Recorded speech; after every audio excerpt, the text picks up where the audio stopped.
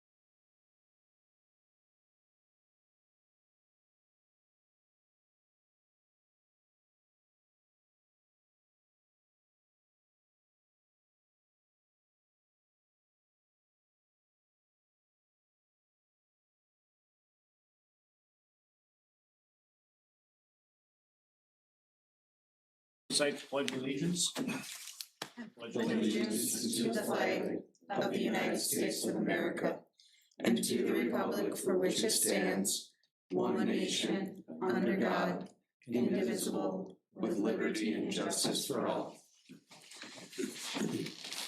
Okay, Ashley, can I have roll call, please? Plot, Here. Alt, Here. Hibma, Here. Shostel, Here. Fisher, Here. Briggs, Cavalier, Here. Brecken.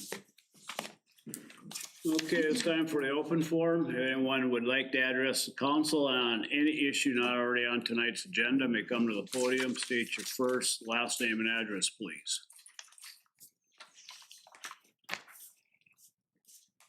Hearing nothing from the chambers, we will move on. No presentations.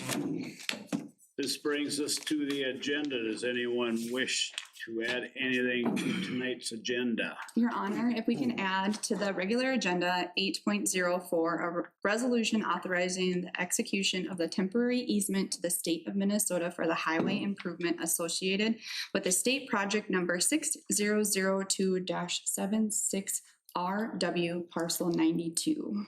Thank you. Do I have a motion to approve tonight's agenda? So moved. Who do I got I here? got Dawn. Dawn and then Henry. Discussion? Hearing none, let's have roll call, please. Plot, Aye. Alt, Aye. Hibma, Aye. Shostel, Aye. Fisher, Aye. Cavalier. Aye. Okay, motion carries. This brings us to the consent agenda. Does anyone wish to remove anything from the consent agenda? Can I have a motion to approve tonight's consent agenda? So move. I'll second. I have Wendy and Morgan, thank you. Roll call, please. Plot, Aye. Alt, Aye. Hibma, Aye. Shostel, Aye. Fisher, Aye. Cavalier. Aye. Okay, motion carries. No public hearings. Regular agenda. Ashley, please. Yes, Your Honor. Item 8.01 is a resolution authorizing the application to the Minnesota Department of Employment Economic Development deed demolition loan program for the former Tri-Valley building at 102 North Broadway. Thank you. Do I have a motion to approve this resolution? Your Honor. I got Delane and I heard Dawn. Okay. Discussion. Taylor, you got a little bit for us, please. I do, thank you. So this is a request to allow the city to apply for the Minnesota Department of Employment and Economic Development's demolition loan program. So this is for the Tri-Valley building located at 102 North Broadway. The city is looking at requesting up to $499,000 through this program. It's a loan program, so it does have to be repaid, and the deed requires that it be secured with a bond. So the city would be looking at bonding to repay this loan. We plan to request a 10-year loan term if we apply. That's kind of what was the guidance offered by deed when we met with them. This loan is a 2% interest loan, and there is no interest and no principal payment due until the 3rd year of the loan term. So something that's kind of unique about this program is not only that the first 2 years there's no interest or principal payment due, but if we see subsequent redevelopment on the property within that loan term, we can go back to deed and request up to 50% of the remaining loan balance to be forgiven. And as they kind of weigh that based on whatever development would go there, they compare us to the applications that were received during the round we applied. So if in 2029 there's a development on the property, they would compare that development to the competitive applications they received in this funding round in fall of 2026. If we would have been competitive in that round, we would have a good chance of having 50% of that remaining balance forgiven. Do you have any questions for me? Does it have to be developed into anything specific? Deed's main priorities are tax base and employment. So with the location of the property downtown, I think there is a good opportunity for that parcel to be redeveloped. There's also a redevelopment grant program through this same deed pot of money, essentially.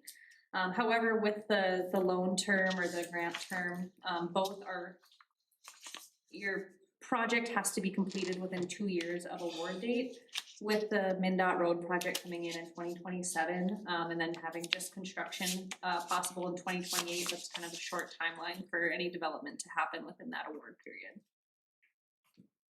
Thank you. So I know we can't, I think Dale, you said that area could not be turned into a parking lot. Is that correct? For like downtown parking? Well, I feel like if it's that deep thing, You know, then I think it's gotta be developed. A parking lot wouldn't qualify as a Yeah. redevelopment, is That basically what wouldn't that was. be last something time. that deed would forgive. We Right. could develop We it to a could, but parking then it would lot, we just- wouldn't, yeah. So the question that I have then is, could we, until somebody wants to develop it, could we turn it into a parking lot until somebody was interested into the property? We could. We could, but then you're looking at putting either concrete or asphalt down, and let's say we got a developer, then we're tearing it up. I guess part of it I'd like to use for green space. I mean, I think we need a parking lot downtown here more than a green space. I mean, I think a lot of businesses down here would appreciate that, but I could come back with some number. I think we originally had deleted that from the original engineering reports as far as putting it back in the parking lot. I don't recall the numbers off the top of my head, but I could bring. yeah, I thought we They're had a like discussion that said it 50,000 or was something. based on the grant or something, but I get it, but you know, it could sit there for a while without anybody wanting to move in. I mean, I think that's pretty high possibility. And we might as well use it for something in the meantime, and if it's not, I mean, maybe we don't have to pour the cement, maybe it can just be gravel or something, or I don't know. Just Something to look at, a thought. I will certainly look into that and bring numbers back for you. so. Further discussion? Thank you, Taylor. Thank you. Roll call, please. Plot, Aye. Alt, Aye. Hivma, Aye. Shustel, Aye. Fisher, Aye. Cavalier. Aye. Okay, motion carries. Item 8.02 is a resolution authorizing the City of Crookston to enter into an engineering and design services agreement with Houston Engineering Incorporated for the Crookston Industrial Park Expansion Project, Your Honor. Thank you. Do I have a motion to approve this resolution? Thank you, Again, Henry. I'll second. Second by Morgan, thank you. Discussion, it'd be Taylor again. Again, thank you. So yes, this is a engineering agreement between the city and Houston Engineering. They have already done the preliminary engineering on this project, and so this is an extension kind of their contract to perform the services for the expansion project. As I said, they've already done the preliminary engineering, so they're very familiar with the project. They're also working with Minnesota Northern Railroad, so they're familiar with the rail spur project that's happening at the industrial park. And by signing this contract, we're just able to get the design process started, which is what we need to keep moving forward with the US EDA. This contract has been reviewed by our city attorney as well as the US EDA, so that's a piece we've been waiting on, is them to say we've got all of your kind of federal clauses in here that are needed. And with council approval, we can go ahead and sign the contract and move forward. And this is needed for us to start looking at either selling or developing the area, Yes, correct? so this would allow us, Houston Engineering needs to finish about 30% of the design to be able to say for certain where the easements and rights of way on the public infrastructure will land. That's needed to be submitted to the US EDA, at which point they will tell us what kind of liens, covenants, or mortgages would need to be recorded on the property. And they can't do that until they know what property will actually be retained in city ownership. So we need this design process to get started, and Houston's not gonna do that until we sign a contract. So how long does that take?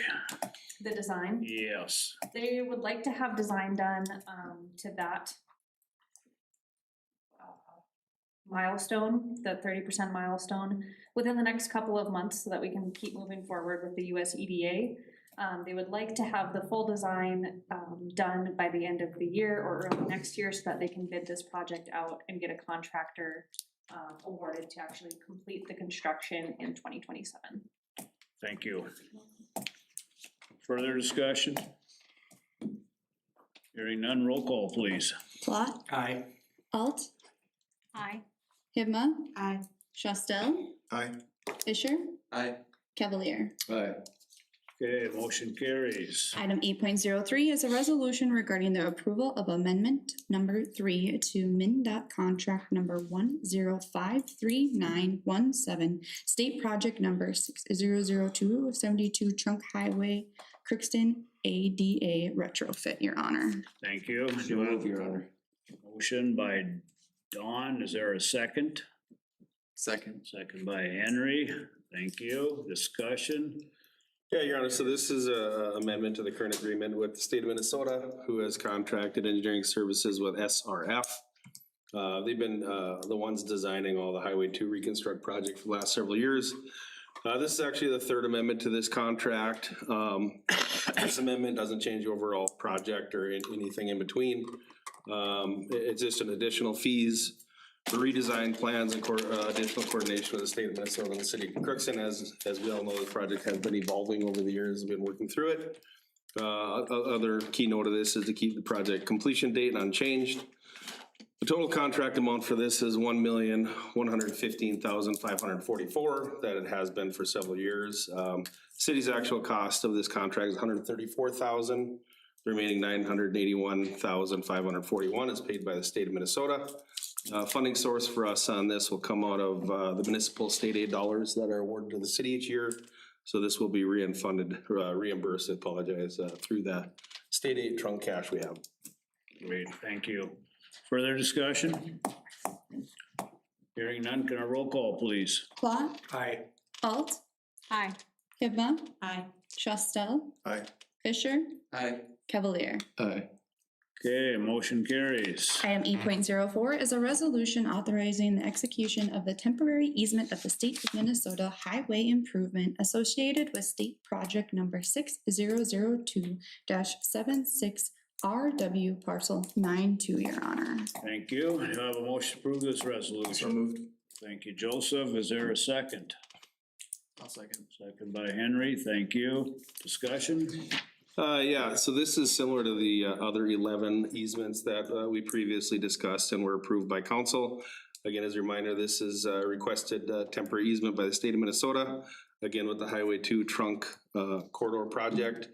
The easement would be in effect until December 2028 or sooner if they deem that the project is completed and they no longer need that easement.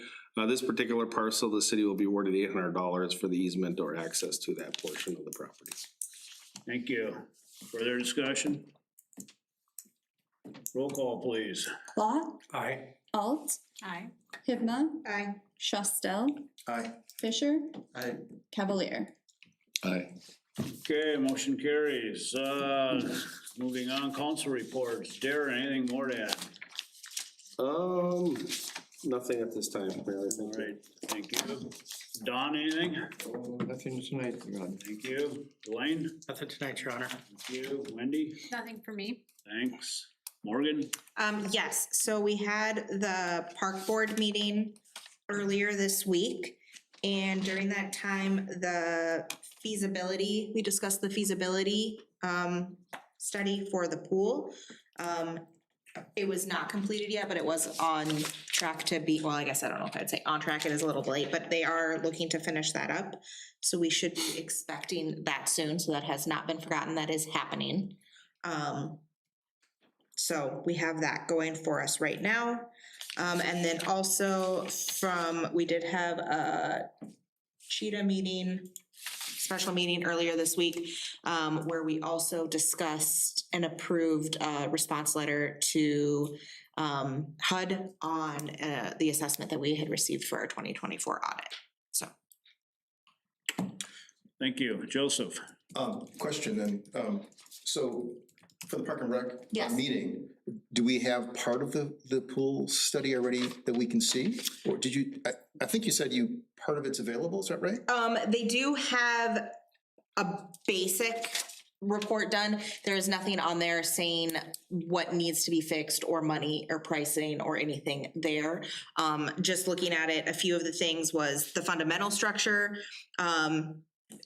seems good, but may need further investment. It remains solid structure for further investment. The other one was looking at the pool the actual pool part of it does remain sound there, but there are other areas that need work. So clearly the actual structure of the building is where it needs some work, but we'll have a full assessment soon. Do you know when we'll be able to see what you've seen so far? Is that not available to any of the council No, members? that's all. Yeah, it was at the park board meeting, that we had many handouts at the I park can- board meeting. I can send that out in email. All that was is just an email with a couple bullet Yeah, points, it just has bullet points on there. indicating where they're at, whether the actual study is still about a month out. Yeah. But I can certainly email out. Yeah, that'd be great. The biggest thing was we needed to find, I think they were going back to the school to find the documentation of when the drain grates were put in, because I guess those have to be replaced every 10 years and those may be up for replacement. So they're also, that documentation was being waited on. And then they have someone, I think, needed to come up. The proposed deliverable is August 13th is when they're hoping to have it. See, and on the drain or the grates, Scott said they're not that expensive, and I think he's gonna have them done sooner than later. Yeah. That was more as part of an inspection, not the actual Yes, that was just kind of, study. yes, we had someone up, that was part of the state inspection, sorry. We had the state No, inspection great, done also. great information, thank you. Yes. Anything, Joseph? Yeah, sorry, questions. No problem. Yeah, reiteration of the Cheetah Board, great meeting, that was on Friday. Thanks, full-time administrator Darren for working together with Teresa in forming that letter. And it's a long process though, it's not just a letter, then after that, then they're gonna come and meet with us, so we don't feel like we are alone. Again, this is because of that 2024 edit, we wanna make sure that we have all our ducks lined up there. Two other quick things, on the outside of the swimming pool, Everett's mural looks great. If you haven't seen it, drive by it, very colorful, makes a big difference on when you walk into that building. And then over the course of the last month, 2 residents have approached me regarding that they love to grow flowers and they love to grow various edibles in their gardens, but the deer population is eating them faster than they can get to their gardens. And they were wondering if there should be a way to help to control that population. And there are different ways to define that, but one individual then had pointed to what East Grand Forks is doing, and we might find some possibilities there, because I think what they've been doing works for them. Did we not meet with them and they said they actually had not seen any significant, or Thief was looking to do the same thing? You know, there's talk about it, I know that was with our previous administrator, and we would follow or talk to East Grand Forks, so we're not reinventing the playbook, but they allow bow hunting and they coincide with the DNR. They pretty much are in charge of with it. And then it's a lottery system. Just nobody can go out and bow hunt, so I get it, the deer are heavy all over. So it would be nice if we could possibly maybe incorporate they do it along when the bow hunting season is open. So there's just a window there. Yeah, I'm wondering too, one way is to cull the population, certainly that's been done, and as you said, bow hunting is a feasible way to do it, and that's what they're using over in East Grand Forks. But I wonder also if there's some informational things to provide to residents on how to best to manage your garden areas also without culling. If there's a possibility there. Tall fence. Well, there are some chemicals you can put on, Yeah, on the apple trees and so on. I don't know if we have something available for information on our website for that. Do we? I don't think I so. don't believe we do, but we can certainly look into both those options of a city lottery for possibly wanting or some information on the website. Thank you. Thank you. Henry? Nothing for me. Morgan pretty much filled in with the park board meeting. Just a reminder too, there is a planning meeting tomorrow night and be going over the comprehension plan, the draft. So hopefully that's the last step and it'll come back to us and you can get it moving forward. That is all I have. Just a reminder, we do have a Ways and Means meeting tonight. So nothing else come before council. We are adjourned. Thank you, everybody.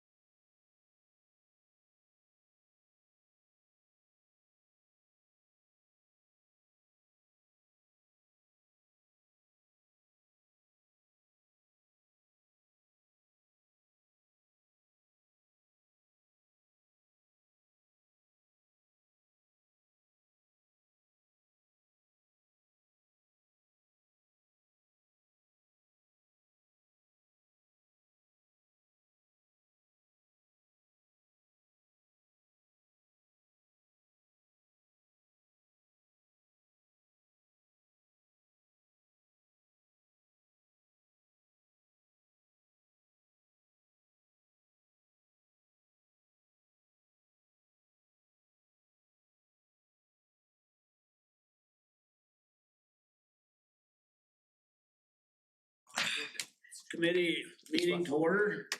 I guess on tonight's agenda, we got a few budgets to go through, so where are we gonna start, Darren? I think we got the Houston, which one are you on? I don't have that on here. Which one?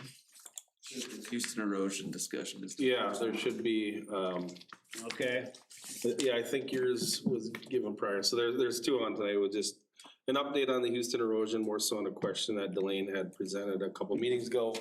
And then we'll go through a budget sure, discussion. That works for perfect, your thank honor. you. So yeah, on the Houston erosion discussion, I don't have a lot on that tonight. And I'm not, I don't know, necessarily just open for discussion and see what council would like to kind of continue with this again, but if you remember from a couple council meetings prior, we were talking again about the buyout and demo of the Houston, the houses on Houston Avenue. We always talk about it, remember there's three phases, like the buyout, demo, and then the reconstruction piece of that were restabilization of the bank. Two pieces that are I guess critical to the city as far as funding would be the buyout and the demo piece. As we spoke before, there's a couple funding sources that we could use for this project. One, like we've discussed in the past, would be receive a state bond, which there's typically a 50% match, and apply for what we've discussed as a BRIC grant, which is a Building Resilience Infrastructure and Communities grant, which typically is a 25% match there. There's other things that we can do as a city to kind of contribute to that match, whether it's in-kind donations or other things. It will amount to some, but certainly not for the full match that we'd be looking for. So at two meetings prior, Councilperson Klatt had asked for an estimate as what the tax impact may be for resident businesses or resident homeowners. And I think there was a couple different questions or asks in there as if the city completely funded the buyout or demo project, or what it would look like if we did those matches at 50% or 25%. So I do have some numbers, you know, a couple different ways to look at it. If we funded the project at one time in 1 year, what that would look like as a tax impact to residents or commercial properties. And then again, we could talk a little bit about it more if we did, you know, paid ourselves back over a course of several years, or what that amortization or what that payment might look like. So again, on a $2 million, again, using the numbers from EE2S or engineering firm on what that would look like on the full funding of that, which would be the buyout and demo of those houses. On a $250,000 residential house, the tax burden would be $714 annually, or about $60 a month. $100,000 commercial property would be about $474 annually, or just shy of $40 a month. And then on a $500,000 commercial property, it would be $29.19 annually, or about $243 a month. And we just did the $250,000 residential homestead because I think it's fairly self-explanatory to do the math if the house was more or less on that. And I'll go through some more of this. And again, please, I worked with the county auditor's office to get these numbers, and don't hold us to it, because obviously we don't know what our LGA is going to be for 2027 or anything else. These are just kind of an estimate. I think that we can ballpark and get close. If we did a $1 million fund where we had to meet about 50% of that match, again, on a $250,000 home, it would be about $280 annually, or $23 a month. On a $100,000 commercial property, it would be about $186 annually, or $12 a month. And again, on a $500,000 commercial property, it would be about $1142 a month, or annually, or $95 a month. Then lastly, if we were awarded the BRIC grant, which would likely be about a 25% match. So between the buyout and the match and that, we looked at an $800,000 cost on a $250,000 residential home, about $192 annually, or $16 a month. On a $100,000 commercial property, about $128 annually, or $11 a month. $500,000 commercial property be about $787 annually, or $66 a month. Now those numbers are if we funded it in a single year, what that burden would be back on a taxpayer. Now, if we funded this project and then looked at paying ourselves back through that special service district.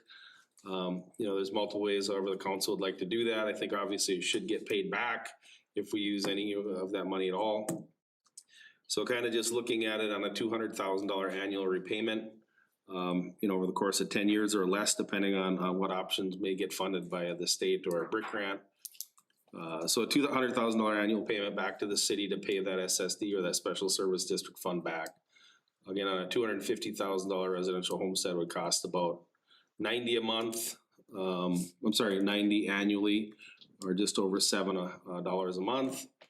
$100,000 commercial property be 56 annually, or $7 a month. I feel like my math does math on that one, but then $500,000 commercial property would be 350 annually, or about $30 a month. So kind of gives a perspective of different ways if it was funded in 1 year, what that actual impact would be, or if we paid ourselves back using that special service district fund.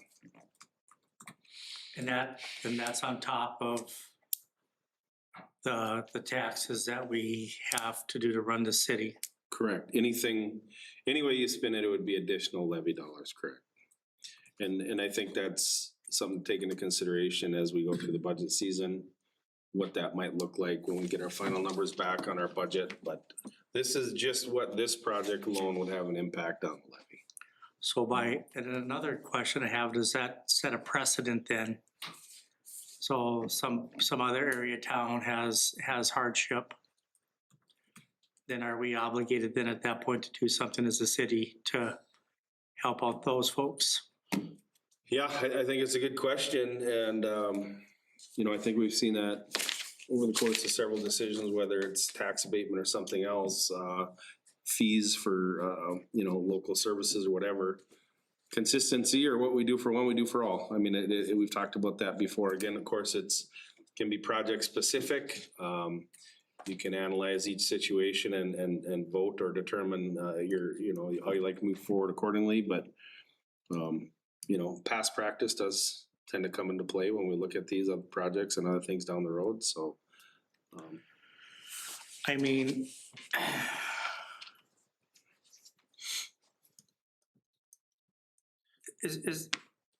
instead of like offering like a buyout or anything like that, is there something the city can do for like the different properties that city has around town to maybe offer up properties if they build a house on, and then give a tax abatement for somebody moving out of these areas for, pick however many years we want to pick, just to help them along if they wanted to move to a different area within the city limits. Is that something that can be talked about?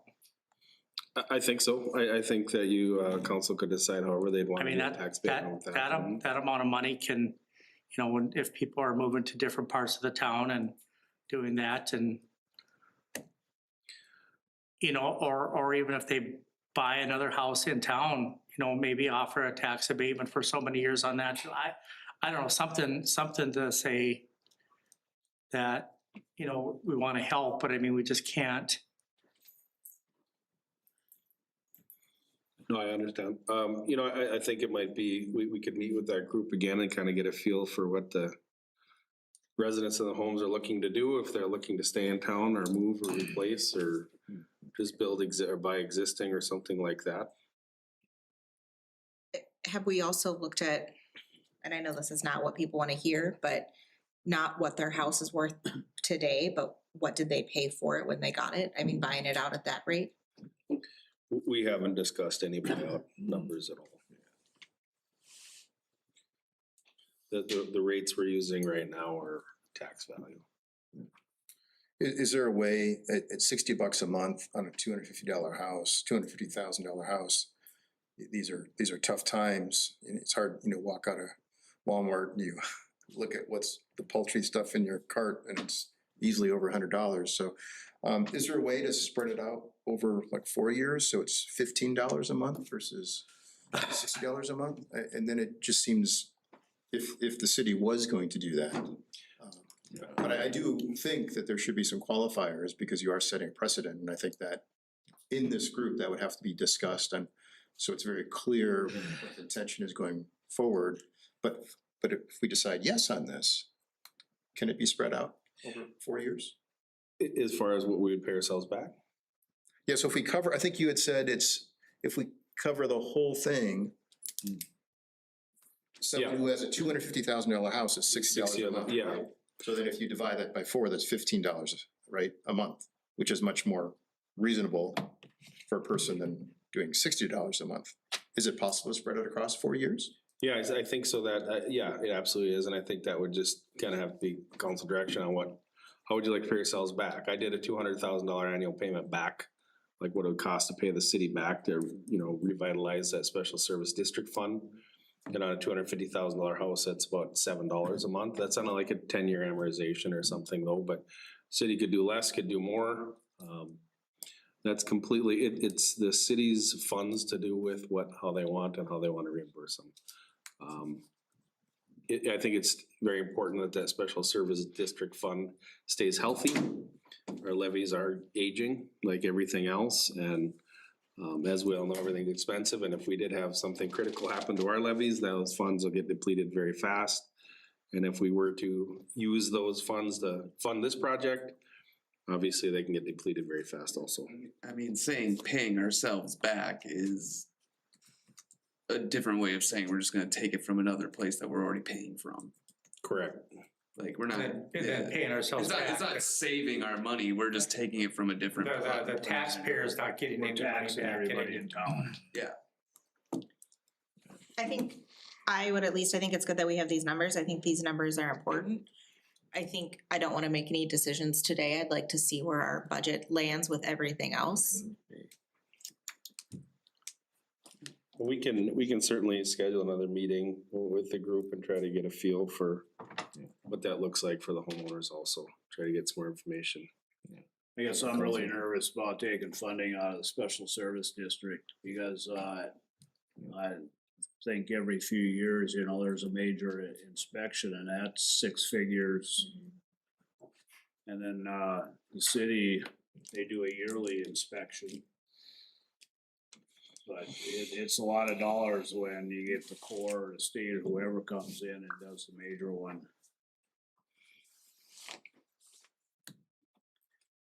Paid in, that was a 20-year sunset that everybody in the community paid. I don't know how the community feels about taking special service district dollars. I'm not sure how that would ride. Yeah. Again, if we go this route, I think there have to be clear qualifiers for all the cases in the future. I think that's the bigger issue here, rather than a single. I also feel like they have to stay in Crookston. I mean, if we're giving this amount of money and then we are asking every community member to be paying, we'll just say $60 a month, give or take. I mean, it's not, that is a chunk of money for people every month. For a year. Yeah. Yeah. Well, I mean, it's a lot. It's a chunk of money for people for a year. And I would like to get through the whole budget first to see where that lands. And I mean, what we're looking at affects all, and so I would like to know where those numbers land first. Okay. Very good. We'll move on and you'll set up another meeting. I will, I'll set up another thing with that, and then, yeah, I think it's important to kind of figure out kind of your own budget and see what that Right. impact has on the total levy. All right, thank you, Darren.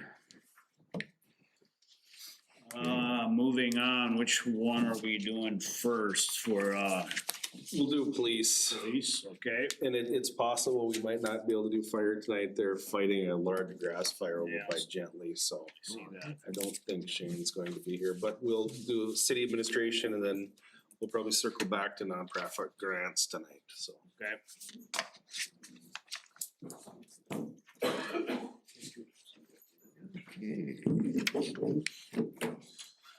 Before we go, do we know when we'll be doing the park one? It would just be nice if we waited for that one until we got the pool assessment back, but.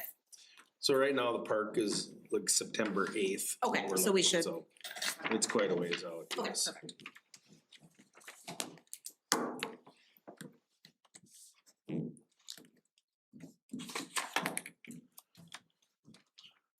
All right, well, thank you, Nate, for coming. So Nate Nelson, I'll let him introduce himself, Deputy Chief of the Police Department. He'll be going through the budget this year. He also prepared the budget for the city, and yeah, we'll turn it over to you. Yeah, thanks, Darren. Yeah, my name is Nate Nelson. I know most of you on the council, but for those that don't know me, my name is Nate Nelson. I've been the deputy chief for the police department for about 4 years, and I've worked for the city of Crookston for nearly 20. I'd like to thank Darren for the opportunity to prepare and present our budget to you guys.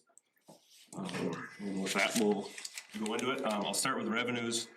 From there, we'll go to expenditures, and I'll end at CIPs. If at any point you got any questions, please just interrupt me and get them answered. So, starting with the 2240 under revenues, that's our dog and cat licenses. I have that at $1,000.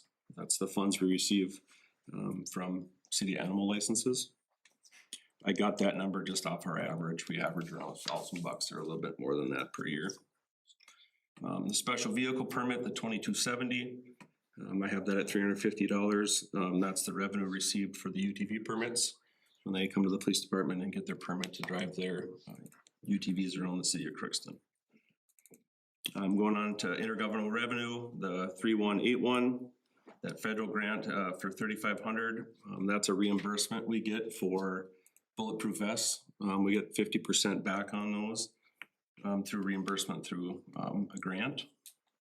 Have we just not received that? Just no, we've applied, but we haven't received it yet. I think they're doing like August, if I remember right. When did that come through? Did you mean years past, Morgan? So it's kind of funky how vests are purchased. In 24, I think the funding had been the year prior. The fiscal year with the federal government isn't the same as the city. And so how those line up, it depends how we buy the vests and at the time we buy the vests. But this year, so actually when you're getting some reimbursement for possibly 26, it's even some investment into 25. So we should get that 35 this year. So how often they gotta be replaced? Every 5 years. So they're on a 5-year. So what do you do with the old ones? They sit in a closet in the basement. Use them for training. Use them for training. Things like that, So yeah. I mean, I know it's probably mandated by somebody to replace these but what can go wrong over a period, if they're in good shape and stuff? I mean, what goes wrong with them? I think when you wear them every day and Okay, so the just the- sweat and the heat, it breaks down. But the ability to stop a bullet doesn't really decline, does it, or anything, or? The manufacturer's required replacement is every 5 years. Shoe manufacturers recommend you buy a pair of shoes every 6 months too. It's set by the federal government. It's called the Yeah, okay. NIJ. They said it, like Nate said, the constant wrinkling, bending of the vest in and out of vehicles, standing Alright. up, sitting down in heat. I get it, right? We always joke like they change something or Yeah. have an expiration date, so you spend money, but those are actually set by the federal government. Okay, Those rates or years, of, how long they're in service, so. thanks. Oh, go ahead. Oh, I don't know if we're there yet. I was just wondering, like, we're making way more money on resource officer. Why is that?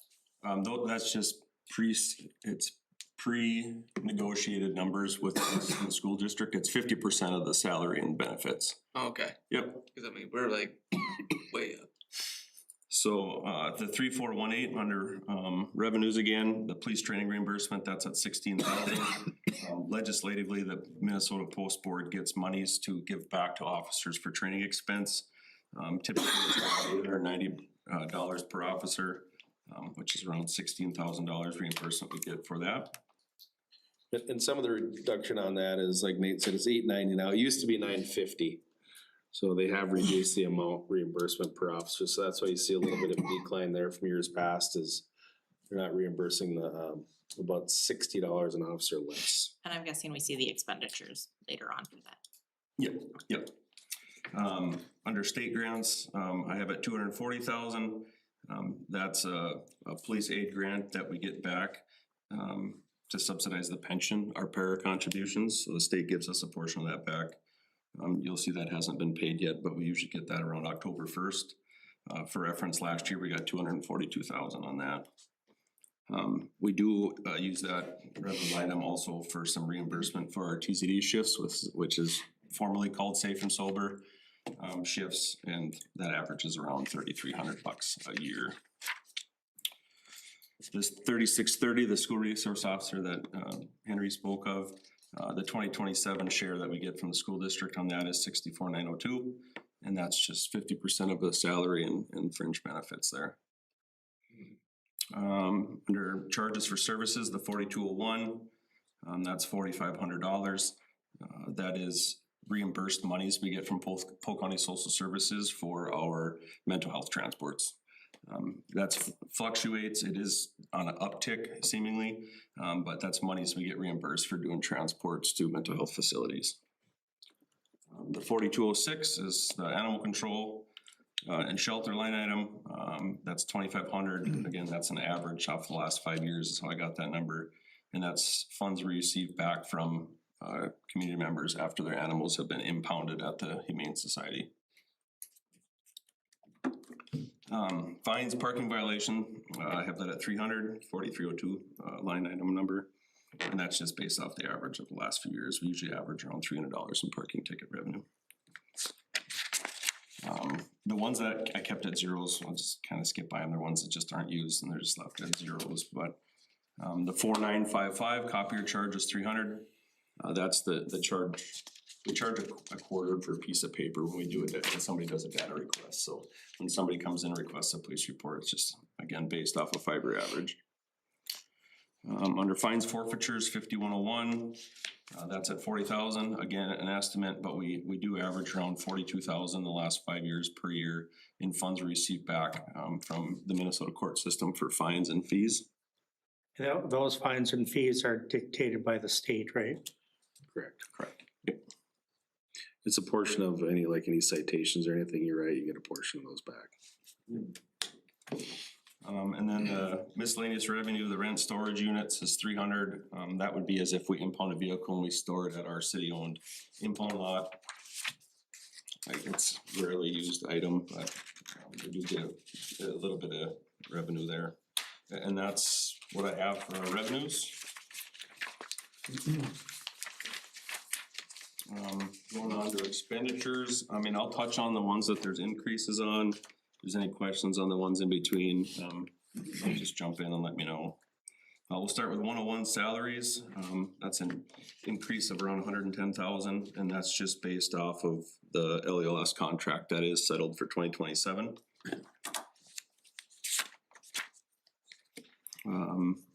Salaries overtime, you'll see I did do an increase of 25,000 there.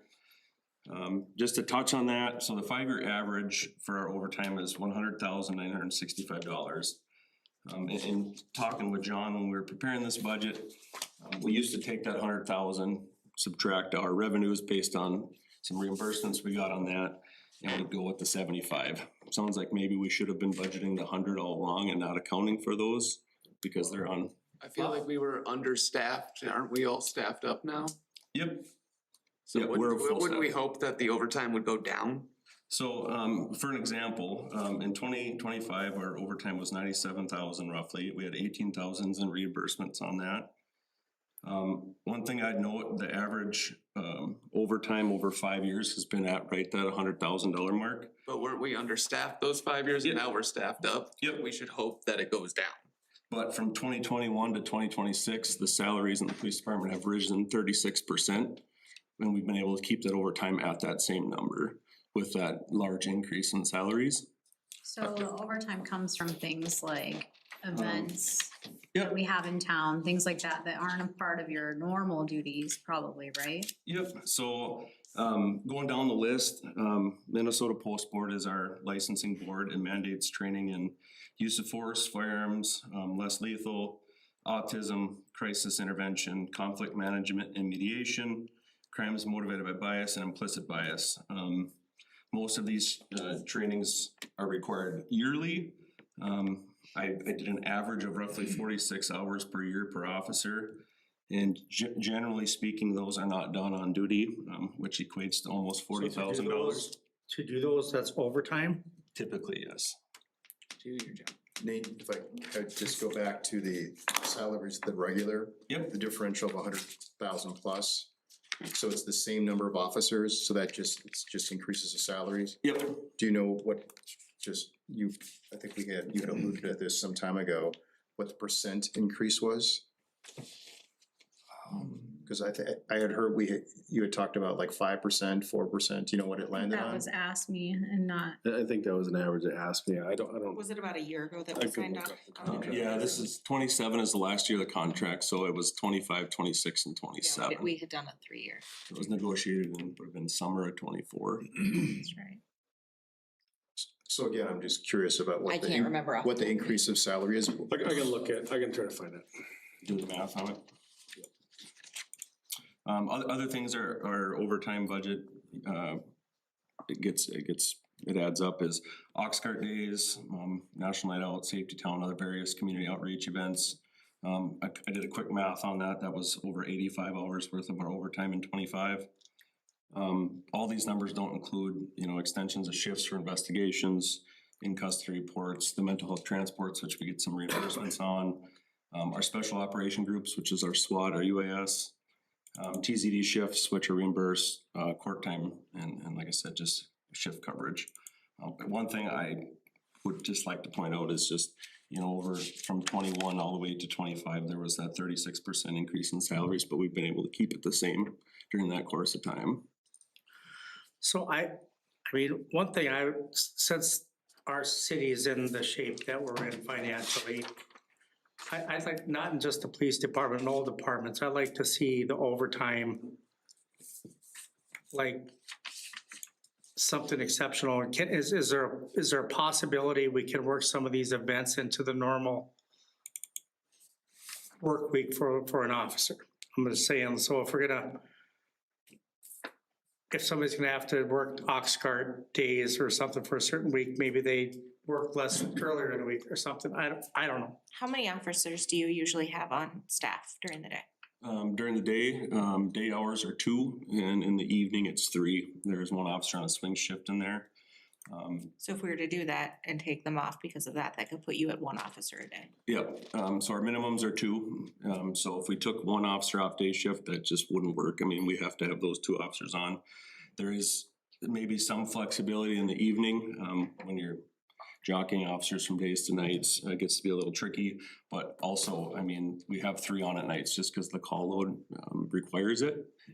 And it's just difficult to pull some of them officers to attend some of this stuff. I mean, is it possible to budget for these special events and then to say, we know we're gonna have Oxcart days every year? We do. And I mean, can we just have a budget line item for expense for the police officers for that? And then, For Oxcart alone. I mean, or any other special events throughout I don't know, I'm just, I mean, yeah, I certainly know we can break that all down. I mean, Oxcart alone, Delane, it takes every officer. I just posted Oxcart's schedule and it's 23 shifts we cover for the event. Yeah, you need that. Community outreach is a huge piece of. Yeah. And that's, the parades, there's a little bit inflated this year because there's the second parade with the Shriner Parade on Thursday night, but most of our budget is of overtime is the training that the state just requires of us on a yearly basis. I get it. I mean, it's just, granted in private business, you get people saying, okay, no overtime, I don't care. It is what it is. And when you're working for a company. Delane, but what you're saying is saying, well, somebody's calling because they're having a domestic and I'm not allowed to have overtime. So now we don't have an officer going to that domestic. That's what you're asking on that. Yeah, I'm not asking that, but I mean, other ways around that type of stuff. And then I know you get into like, you cut hours during the week because you did that, and that's, I'm sure there's in the unique contract, you can't do that, but I'm looking for, not just the police department, I'm looking for ways in all departments, wherever we have overtime. I mean, police department might be a little bit extreme because they're for public safety. But let's just talk about Parks and Recs. We're probably gonna come across an overtime on one of those. I mean, I just think we need to look at those types of items. I mean, we're gonna get to the point here at the end of this budget process, and we're gonna say, okay, here we are again, we got a lot of money to account for our levies, you're gonna have to be this, and so this is the process right now. We have to ask those types of questions and try to cut wherever we can. You know, I'm asking for now, you know, if somebody leaves any department through attrition, maybe we don't hire them back for a while until our city's back on better financial settings, and then maybe in a couple, 3 or 4 years, then hire that position back. Well, with police it'd be tough because if you're down an officer and then you got other officers filling the void and the overtime's gonna kick in. And I mean, that was what I was asking, But I because we think what- felt like we were saying, like, for the last 4 years, we've been down officers, and now we're saying we're full up, but our overtime's going up by $25,000. I think what they're saying though is our overtime is down, but our pay is higher. So if we hadn't got those officers, the pay would have gone up and we wouldn't have had the officers and our overtime would be 150. I'm throwing out numbers, but I think that's what they're saying there. Yeah, so if you look at, because 2024, it was 110,000. And then in 25, it was 97,000. So the budget went up 25,000, but that's just to go along with what was actually spent. And so Yeah, but I really. thought they you're- were saying that they were down officers during that time. Right, so it, So yeah, I I mean, was we saying. should be up officers, so we shouldn't be having to cover shifts. Very little of our overtime. Last year for budget season, I went through and I touched every time card. And why for- do we need more officers? To help fill some of that void of. Well, they wasn't touching our overtime, so they must have been I covering the could pull those shifts. numbers for you, Henry. I think over time. Well, I mean, they're saying they're covering the shifts, I and think now we got more we officers. weren't before. We weren't covering our shifts prior to adding officers, and we can go pull those numbers. I think overtime was 150,000 or so more a year when we were short, so. Yeah. It doesn't reflect 97 back this far. here when you were short. Nate, you got kind of a percentage what, Like, an officer maybe gets how much called in front into of court? I mean, they could be there an hour or all day. They just never- Yeah, so when you're called in for court, you get your 4 hours of call-in pay for the court time. It's 2 hours at double pay plus time and a half.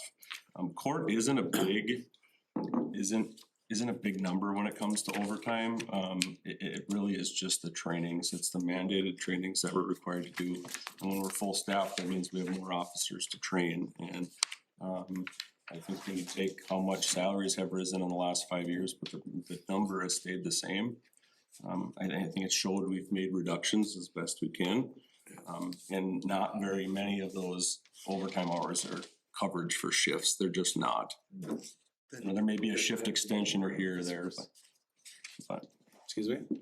But then why do we need more officers if we're not doing overtime for covering She's not shifts? asking for more officers. Right now. Well, no, but we got more officers. That's not showing on here though. But for the overtime, it was, like, we didn't have enough officers last year. And we I thought we budgeted were for full last 75,000. year. We've been fully staffed for about Fully a staffed year. last year. Yeah. Yeah, Last okay. couple of years. Well, then they only asked for 75 last year. I think they're saying the salaries have increased and that's part of the differential. yeah, and some of it was we budgeted the 75 knowing we were gonna get the reimbursements, and speaking with John, we probably should have had it at what was spent the entire time. You know, mind you, like I said, in 2025, we did get over 18,000 reimbursements. That went back to reduce that number. So, The other thing I sounds think like that's from- important to know, apologize, some of the overtime also, I believe in 25 was critical incidents that was extremely expensive when we had several officers that were out on Oh, yeah, for killing people. administrative leave also is what costs a lot on some of those years prior. I was just gonna say, well, it sounds like the majority of this budget is salaries. I mean, Yep. and that sounds like can't be controlled too much because of the contracts that you set forth, right? So that's the bulk of it. Did you find out what the percent increase was? I can't open that from here, sorry, Okay. without being plugged in, so Alright. I will have to get that back to you. That particular folder, I have to be plugged into the network to get, I don't have the union contract with them. Thank you. So. I mean, I just went straight to the bottom line. It looks like we're gonna be asking for more. I mean, I know you're gonna, I want you to continue to go through everything, but I mean, is this gonna be a continue, I mean, are we serious about cutting our budget down in any of these departments? Because I just looked at this one and we're gonna be budgeted more than we were last year. granted salaries and stuff like that, but what, I mean, and again, I understand that our city, it is not in quite as dire situation as we thought we were, so we're a little bit better in those situations, but still, I still think we need to try to. So I mean, if the council would like to direct us different, Elaine, I mean, the actual budget of the police department itself, operating and salaries changed slightly, but not a lot. But again, this includes all of the CIPs. And if you remember last year, and if there's a different way the council would like to do that and present it on a separate budget or something else, I'm open and all ears. What we've been doing is putting those in. Last year, if you remember, was 7 million in some in CIPs, and we funded just over $1 million. So the difference you're gonna see also from this year, the majority is capital improvement projects. And as a city and department heads, do we know that we're not going to get those all funded? Well, 100%, but we're also tracking them. We're also putting them in front of council so they can make the decisions on what they'd like to see funded. I mean, I'm not for cutting the CIP because I don't want to, I want to get to cutting,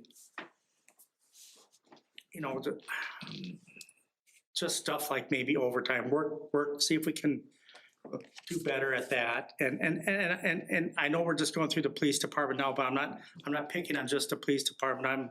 I'm gonna be thinking about this all the way through in every department. On my mind right now goes to where can we cut anything? And maybe have a little bit lower budget than we did last year and still be able to run our city. I mean, I don't want to cut all the CIP because we still need to, we need to do our roads, we need to buy stuff. But like I said, maybe we can talk about through attrition, not hiring a person back, and then by not hiring a person back, it's possible for the overtime not to go up because we didn't hire that person back. I mean, maybe we need to talk about is there's just some services, not life-saving services, but some services that we can get by without in some of these different departments. You know, that's what I'm looking at. I don't want the extreme example of we're having a domestic assault and I somebody don't think that's an extreme. saying, oh, we can't go because we don't want to have overtime. I'm not talking about that. I'm just talking about anything else other than what to try to cut our budget down. I mean, is anybody? I'm not with me, or against am I it. just- I'm on am I- that. Like, I mean, like having every officer on the street during Oxcart days. Like that's like doing outreach and stuff. Like, I mean, I that's guess it's nice just and during- everything, but I mean, like it's just during. we're paying everybody to be out there. And again, That's, maybe. you're no park and rec and everybody's out there. That's just the parade where everybody's out there. And maybe we need more overtime in the police department. I'm just talking out loud here. Maybe it's warranted because it's public safety in the police department more so than maybe when we get to the parks and recs or something like that. Maybe we talk about in the parks and rec, we're not, some of the services that we're normally providing, we just don't. Like last year, I think it caused a little bit of heartache. We're not doing the downtown flowers and, I mean, maybe more stuff like that. I'd like the department heads to look at stuff. Okay, we're not, thank God, but pretend we're going bankrupt. The city's going bankrupt. What would you do? You're not gonna come to the council with a budget like this when we're going bankrupt. I mean, we're not going bankrupt, but we should kind of act like we could save a little, some money somewhere to try to maybe get back on track. We're not discussing park and rec right now, we're discussing. No, he's talking in general, yeah. No, I know, I'm just, yeah. Let's get on this with the police department. So you just want to rubber stamp everything, Don? No, I don't want to stop everything. I want to get through this first. And then go get the other ones So in when you're here. gonna ask your questions, What? Well, you're doing a good job, but so listen, I'll shut up after this if everybody thinks that I'm just barking down the wrong tree. I mean, I think it's helpful to scrutinize over everything. I think that's where you're coming from. I correct me if I'm wrong, that it's our job here to take a look and ask questions that sometimes people don't like to be asked. It's uncomfortable when we have, I mean, we can look at all these budgets and we'll say these are all necessary services. And I would remind us though that I don't, because I didn't hear anything back on this. Last time we were talking about budget from the previous time was when our monies aren't being spent, where are they? Are we getting the best rates on those? Those are easy ways to make money. And without cutting services. And I think the last time we talked about this, we were gonna reach out to the different banks to see where we could get the best rates. Because a difference of rates of 0.25 or 0.5% is a huge difference. And then all of a sudden you don't have to cut services, right? And you're actually making money on your money. I didn't hear any feedback from that after we had those initial conversations, but I think those are some of the ways that we can tighten our belts and still have everything that we want as well. Just let them, I think, their budgets. I guess, I think also I'm looking at it, I'm not against cutting or looking at things there. I just, to Don's point though, I would rather discuss, I think we need to look at it by budget and department by department. And Well, I mean, and right now, we're just asking them to take a look at it. correct, but I'm That's saying, what we're doing, and I feel like Delane and I are feeling like, it's like, nope, we're not gonna touch that. Okay, if we're not gonna touch it, we're not gonna touch it. I think the other thing I to don't, remind us of, I'm sorry, is that when we buy things, I see, for example, ammunition on here and the other things that the police department and of course the fire department and all these other departments will need that we buy locally. And I think it's another way that we're investing in our city. And sometimes that's not possible with some of the things that are made nationally or internationally. But I would just ask each of the department heads when they come forward, just to make sure that we can do that as much as possible. Absolutely, yeah. Well, I think you also have to make sure you're making the most financially sound decision. Sometimes buying locally isn't the most financially sound decision. And to answer your question, Henry, we'll absolutely look at the overtime and we'll scrutinize that. It's not that we're not going to do it. I apologize if that's the way it came across, like we're here to do that, and if that's what we have been doing that, we can continue to do that. And again, that was just one example of different line items that we're gonna go through and stuff. I'm like, and I use the example of the downtown flowers. If we can find more stuff like that within the stuff that's not really, it's nice to do that. But if there's more stuff like that, like not mowing some areas, I don't know, we don't want to get out of hand, obviously, but just, I'm looking for different stuff to maybe have our budget be similar to last year or less is all I'm looking at. And I don't, because the past few years, it's just been going up, and it seems like at the end of the budget, we just say, okay, we'll just raise the levy, and we gotta get what we get, and there's a lot of people out there that are really struggling with the taxes. So I think even when we've talked about parking tickets or things like that before, Darren, I remember when you've been up here, did you say those rates are set by someone else as well, or are those rates set by us? No, it's all state funds. That's all state, like our parking tickets here. Are also. Our city parking tickets, we have administrative fees that are set by the city. Okay. Those fee rates are set by the city, but the majority of citations are set by the state. But we don't give out a ton of those, right? No, our Tickets? no, our average revenues on that's like $300 on a $10 ticket, so 30-ish tickets a year. And just probably because we're nice, right? Like I think someone Mostly. said at one point, oh, we'll just call them down to move if we And we need them do a to, lot of right? that where we contact people and they cooperate versus a citation. Citations. So sometimes there's maybe a little opportunity for some increased revenue there too. But then we're jerks, right? No, it's fine. We can certainly look at that. I think you're talking hundreds of dollars, but we can certainly look at that. Yeah, I mean, And you know, just give us more ideas. I mean, on the overtime, if you want more of a breakdown of it from each department, I think at some of this, it would just have to determine what services you guys want to provide. I mean, it'd be nice It's to. gonna boil down to a lot of this, and It'd be I'm happy nice to do to, that. it'd be nice to have, like, for example, for the police department, non-life threatening services that we provide. Sure. You know, and if we, what would it look like if we did this and then there's maybe a next level or something. So obviously, none of us here wants to, you know, I mean, I could go down my list here, if you want. I did averages for our budget last year, and again, averages based on brief math, but Just our overtime for training would be around 37,000 last year. It was greater than 6,000 on our community outreach events. Mental health transports was a little over 3,000.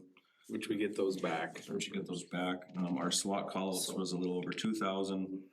Our Stone Garden, which is a reimbursed UAS program, that was reimbursed, but that was around 10,000. And TZD, which is our traffic enforcement overtime shifts, which are reimbursed, is 3,000. Puts us, that overtime, that was around that 18,000 reimbursed for it. Around 40 hours were spent in court. Shift extension accounted for a couple hundred hours. Mental health transport was 50 hours. Investigations was around 50 hours.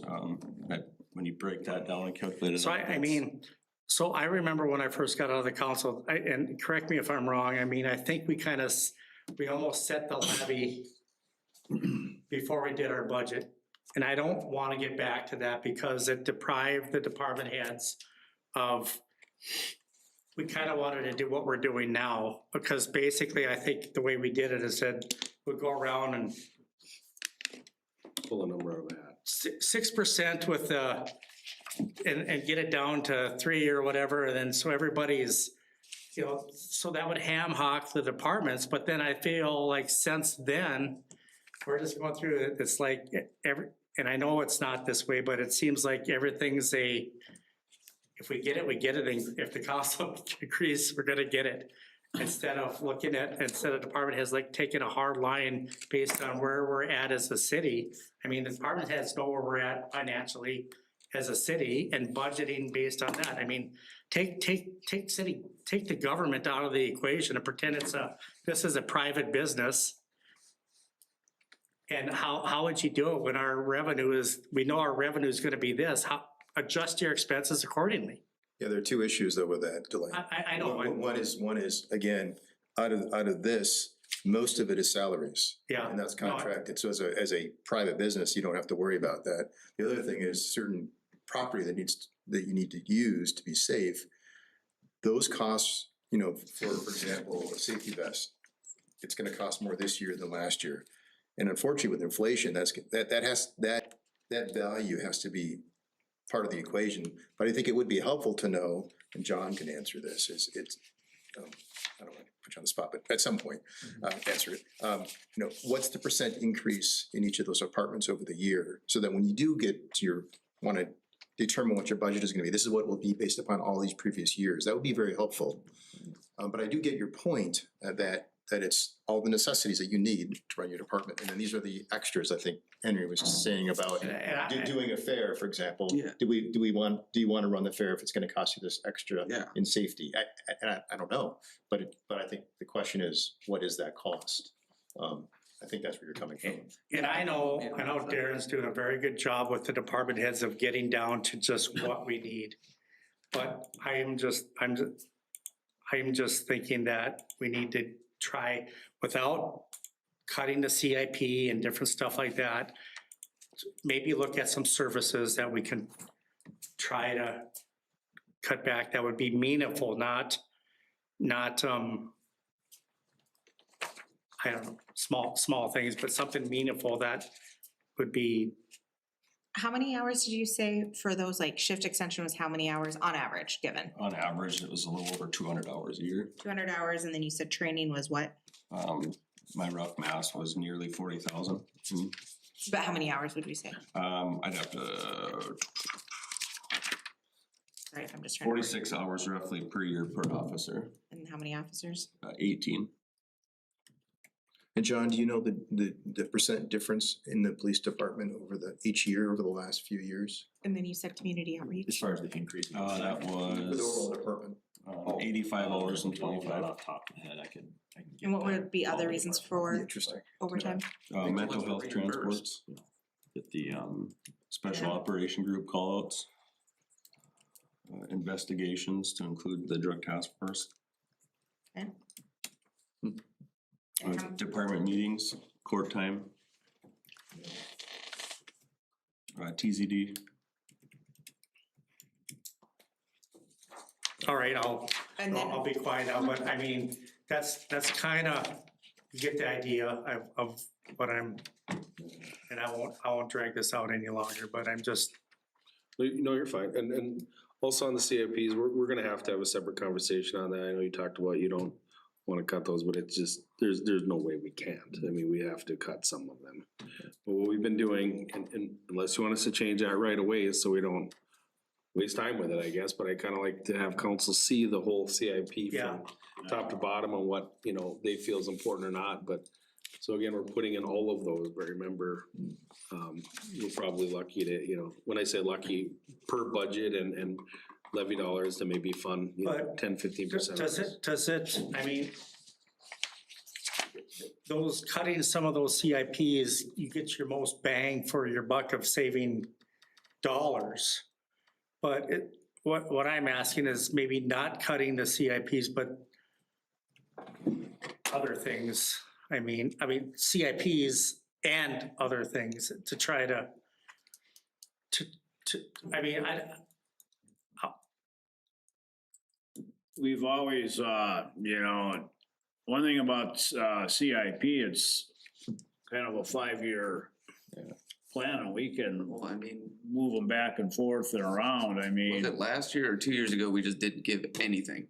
yeah, Yeah. and then, so then what And I happens think that's the is, thing, and that's gonna kill us in the future. exactly. Like, I mean, But it's I just mean, what it we can is. take, you know, CIPs, do what's priority, and we can roll back what ain't a couple of years and see what happens. I mean, it's always been a revolving door with each department with the CIP.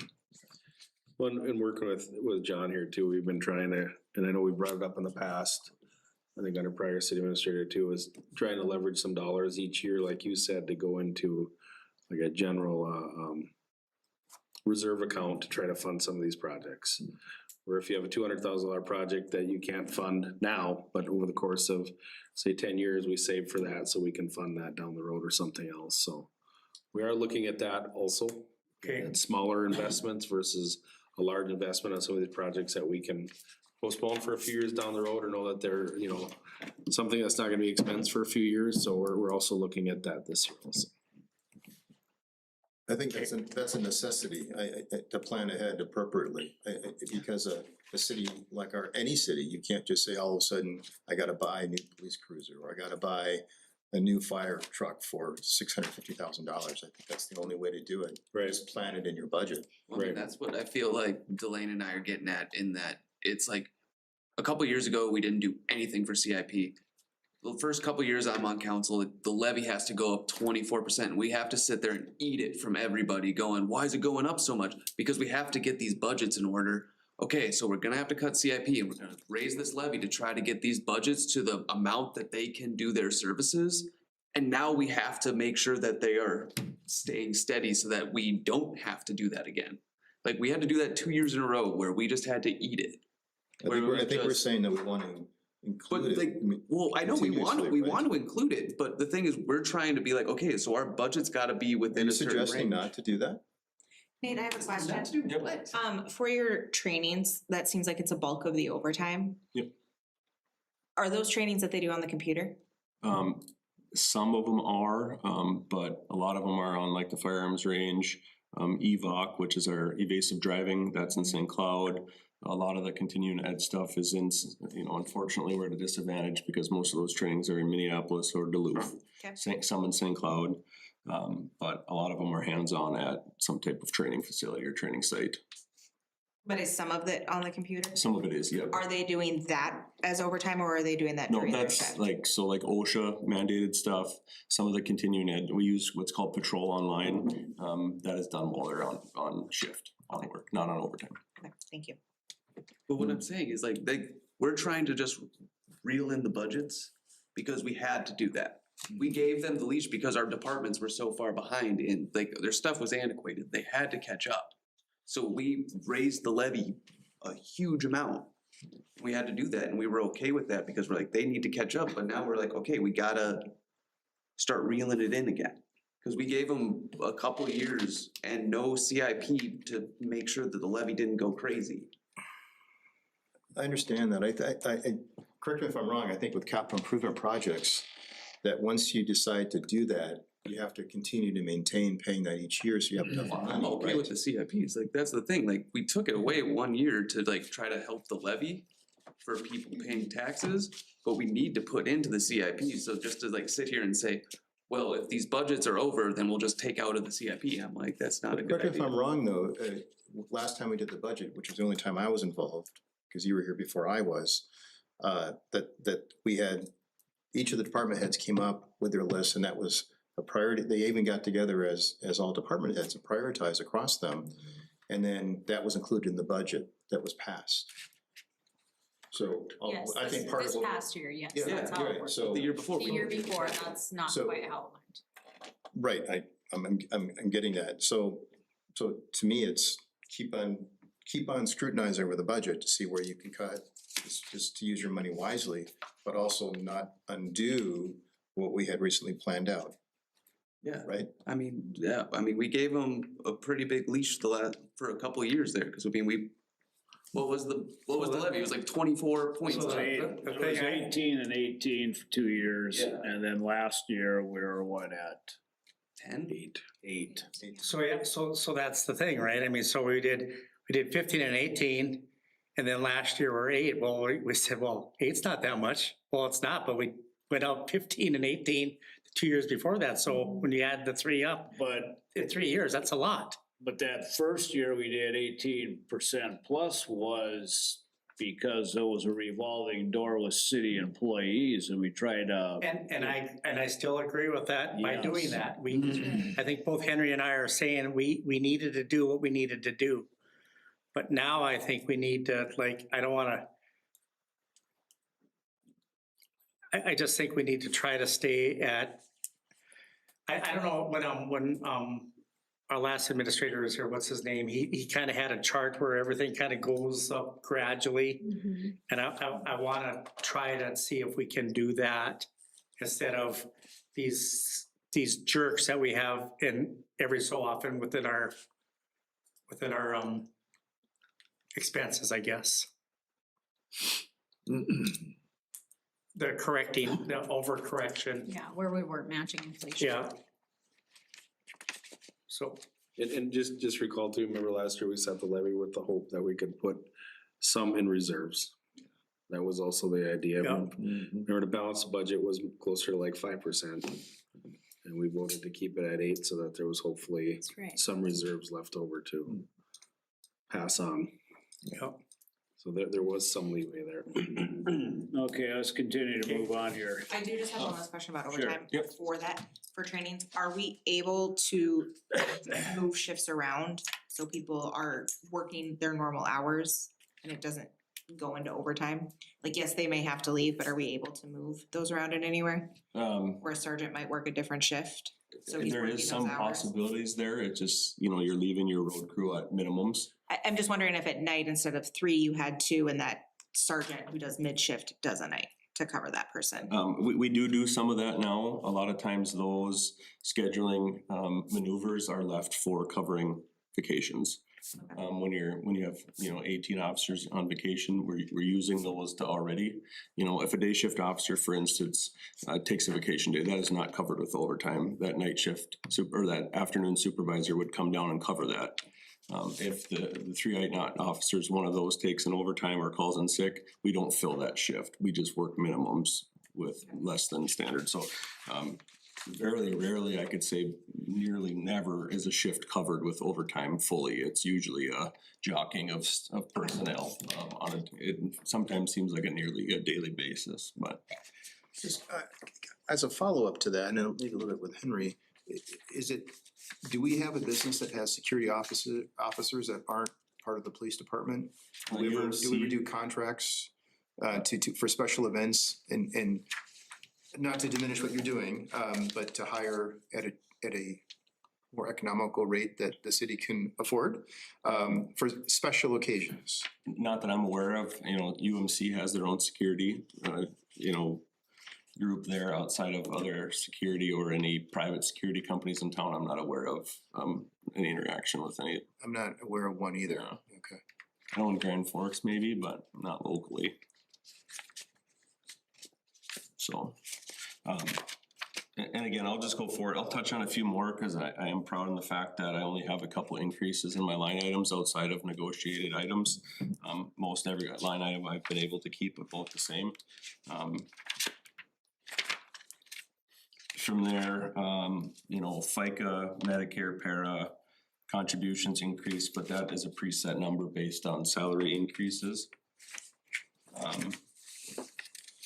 Office supplies, investigation supplies, training supplies, those three line items have kept the same. In line item 209, you'll see I did an increase of $2,000. The reason for that increase is because I anticipated having to replace 5 bulletproof vests next year. And the cost of one bulletproof vest is $2,270 approximately. On average, we're doing 3, just with hiring, and when you hire more people in 1 year, as we did years ago, that 5-year, you know, 5-year time period for the renewal just kind of caught up to us next year. Laundry, there was an increase of $100, and that's because there was a towel service added. I just have a question if I wanna go back on Yeah. it. If there is something that we know that we have to buy every 5 years on that, would that be something that we could just put into a capital improvement to spread that out? I know it's been discussed. So we used to have bulletproof vests and capital improvements, and historically, like Nate said, we buy 3 to 5 a year. And a couple city administrators ago, it was determined that if it's an annual recurring expense, to not have it as a CIP and just put it in the regular budget. Okay. But like Nathan said, this next year is just kind of an odd year. It had worked out just the way that the staggering of hiring of officers, that it was about 3 or so a year, and when we were short a few years ago and hiring multiple at the same time, they've all now hit at the same time, so. 212 gasoline, janitor, supplies, miscellaneous supplies, repairs, things of that nature, building repairs, maintenance, tire replacement, small tools, and ammunition, I've all kept the same. Could I hold up, building repairs and maintenance, Yep, that one, and what's the difference between that and buildings and structures, which is on the next page, 40,000. The building and structures, that's a 500 number, 520, it's a That's a capital CIP. improvement. That's the CIP? Yeah. All right, thank you. yep. So those all kept the same. You'll note an increase in 243, which is safety expense. So the reason for that increase is each patrol, actually each officer, all 18 of us are issued an Avon brand gas mask. Those gas masks have 2 filters. One filters for CS, CN, and OC gas. Typically, people think of them as mace. And the other mask is, or the other filter is more designed for like chlorine, sulfide, sulfur dioxide, nitrogen, things that are a little bit more harmful. Those masks have, filters have a 5-year shelf life. Our filters expired in the middle of this year. I did get a quote from a vendor we used to get those out of Minnesota, and the cost to just do 12 of those, not the entire department, was $4,126. So I've included that cost to get our patrolmen those new filters. I feel it's most important that they get them first, and then going forward, I would use some of those monies to just have some on hand and to get the remaining members of our department up to current filters. Those masks are 10 years old. The masks themselves, I think we'll probably be starting to upgrade those slowly, so that increase would just kind of roll forward to trying to keep those up to speed. 303 contractual stayed about the same. There was a $1,300 increase for a software that we purchased to track our training. It coincides with the previous line item on the post board reimbursement under revenues. Under 3418, it's a program that we input our training into, and it gives us a spreadsheet of how much we've put into training. We just started it January 1st. I'm the manager of it. It's very, very in-depth, I guess, is what we'll call it. And like this year alone, back to numbers, our submitted number for reimbursement on training this year has been almost $40,000. just that training module has tracked for us. That's the increase. It's got a recurring fee of the $1,296 a year. Carrying on from that, all of the remaining items outside of utilities have stayed the same. Utilities, we did anticipate, I don't think anticipate's the right word. We did do a 17% increase for our electric bill. That's their anticipated increase on that we were told to budget for. So I did increase that line item $2,000. After that 380, which is the utilities, that increase of the 2,000, everything was kept at the same. And then that just leads us to the CIPs. Under the 520 buildings and structures, I have $40,000 total. Of that, as we've spoken in the past, 30,000 of that would be to replace the retaining wall in the police barn parking lot. As previously reported, the bricks are deteriorating and crumbling. It's still standing, but at some point, that black wall will probably need to be replaced. And I have a $10,000 for a basement upgrade in there. The basement of the police department is one of the last things to get kind of a full remodel, if you want to call it that. It would be to add a wall in our evidence processing area, move some outlets so some of our equipment can get plugged in. Some of the garage is seeping into the basement. That's probably the nicest way to describe it. So fix some of that and get some coverings over that to prevent some of that stuff from falling down onto the floor. Moving on from that, on 550 under motor vehicles, you'll know every year we come in and we ask for a marked patrol squad. This year I do have 2 unmarked investigator squads and equipment outfit in there. I bid out 2 squad cars at around $37,000 a piece and about $6,000 to upfit both of them. During the COVID years, we had a really tough time, getting marked squad cars. Over the last couple of years, we've been able to get them, and our marked patrol fleet is in pretty good shape. Although our marked patrol fleet is good, we haven't done a whole lot of upgrades to our investigators' vehicles. So my ask on those 2 cars would be to replace the 2013 Ford Interceptor with 111,000 miles. That was a repurposed marked squad car that we've used for years, and our DTF Drug Task Force squad car, which is a 2018 Equinox with 81,000 miles. I would just like to point out that the Drug Task Force squad has been in service since approximately 2018. I would really like to be that on a 5-year rotation, and it's nearly been 8 years. Some of those reasons being is just that vehicle gets a significant more demand than some of our other normal fleet vehicles because it's routinely doing surveillance, regional investigations, controlled purchases, and has more of a specific use to where people identify that car fairly quickly in our community. And I think for officer safety and operational integrity, I think getting that car upgraded more frequently is better. And then the other car, like I said, it's just a 2013. It's a reused squad car that we kept, and it's getting up there in miles. Lastly, under that vehicle line item, just so we can maybe prevent asking for 2 cars in the future, in the same year, $20,000 I would like to reserve each year going forward to anticipate costs of upgrading those squads in the future. Under office equipment furnishing, I have 0. In other equipment, I have a total of 47,700 broken down amongst 3 different items. The first item would be to replace our service pistols at a cost of $18,000. Our current pistols are approximately 8 years old. Generally, we try replace them every 8 to 10 years, so we're kind of at that first year where we're asking for those. I know we did ask for them last year as well, but more importantly, I think, in my opinion, and the opinion of our officers in our department, is I have $9,700 on there, which would be used to add 40 millimeter less lethal launchers to each one of our squad cars. At a cost of around $1,300 per weapon. When they're outfitted with optics and slings, that's about $2,000. And a few I'm sorry, dollars. what is that again? A 40 millimeter less lethal launcher. It's a little description here. It's a less lethal munition round that fills the gap between hands-on control techniques, conducted energy weapons like tasers and firearms.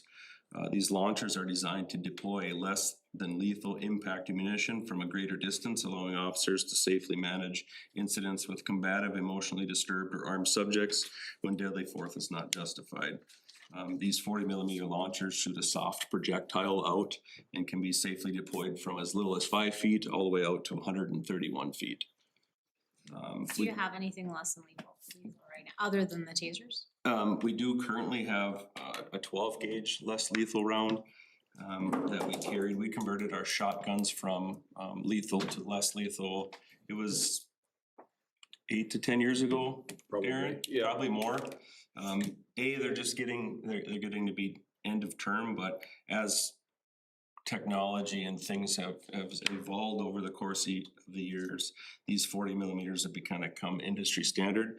The issues with the 12 gauge is the minimum deployment distance is 20 feet. Sure. When you think about in an apartment or even a school or a building, I mean, 20 feet is that's usually smaller than most rooms, so you can't deploy them in them close quarter areas. Whereas this 40 millimeter, it adds just another level of safety where you can shoot them as little as 5 meters. So you can use them more practically in buildings and apartments and stuff like that, so. How far does a taser shoot?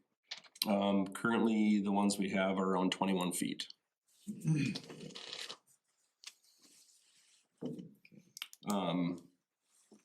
That's that, and then lastly, we just replaced our radios in 2025. As we all know, that was an expense, $180,000 roughly, and I just have in there $20,000 to reserve each year going forward. So in 10 years, there's hopefully a pot of money when we have to have that expense again. With that, that's what I have for you. I have For our a budget. question on your capital. Yep, Of those, let's say we can only fund 2. 40 millimeters in the squad cars. Okay.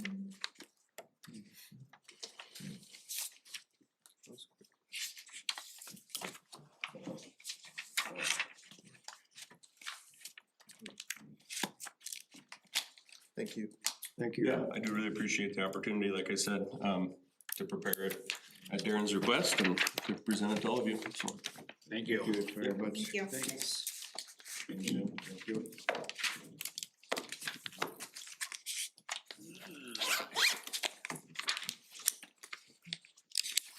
Does emergency management follow under? Yeah, fire, correct. Okay, Fire and emergency management, so obviously Shane's not gonna make it here tonight, so we'll push Shane's off at the next meeting. I think we only have my notes in front of me here. IT, finance, community development, and we'll end up revisiting library likely at some point, and then we'll get Shane's on there, so I'll quick buzz through the city administration budget. That one's pretty quick, pretty easy. There aren't any revenues in this budget, unfortunately. Same thing starting on top, salaries. You will see an increase in the salaries, but basically what that's for is we've tried to anticipate any COLA that any unions or wage studies that we've approved, but if you remember, the marketing coordinator used to be under EDA. Last year we brought that over, and then this year we fully brought over the janitor position. That position used to be spread amongst about 4 different departments. So the increase in that is actually more of a reallocation where we have brought over the marketing coordinator and janitor into the city administrator budget. That accounts for the majority of the increase that you'll see there on the salaries. Moving down, the rest of the para, FICA, health insurance, same thing, are just percentage or of salaries. So those are kind of fixed numbers based on the salaries. Health insurance, what we've done citywide is we've tried to anticipate about a 10% increase in that. So we will go back and revisit that once we do get our actual health increase numbers for 2027. Right now, we're just using that as a placeholder so that we at least anticipate something for that, but that certainly could go down or possibly go up. Office supplies stayed the same.